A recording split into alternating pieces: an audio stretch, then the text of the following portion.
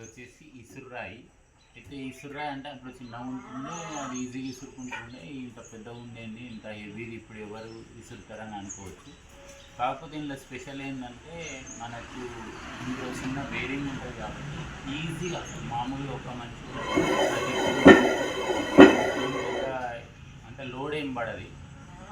ముఖ్యంగా ఏంటంటే ఈ ఇసురాయి రీజన్ ఏంటంటే మామూలుగా ఇప్పుడు మనము అందరం కూడా మామూలుగా గిర్నీలో పట్టిస్తాం కదా, ఆ పిండి అనేది చాలా వేడి అవుతుంది.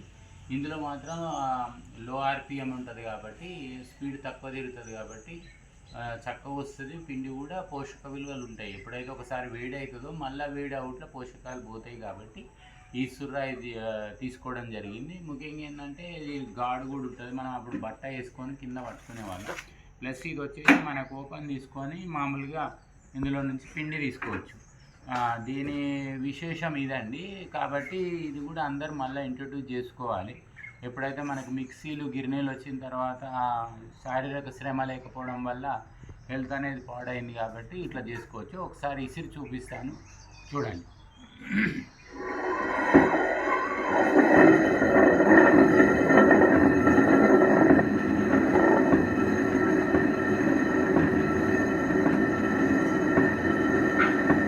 ఇట్లా మనం పిండి కావాలంటే పిండి చేసుకోవచ్చు, మామూలుగా రవ్వ కావాలంటే రవ్వ చేసుకోవచ్చు. దీనికి అడ్జస్ట్మెంట్ కూడా ఉంటుంది.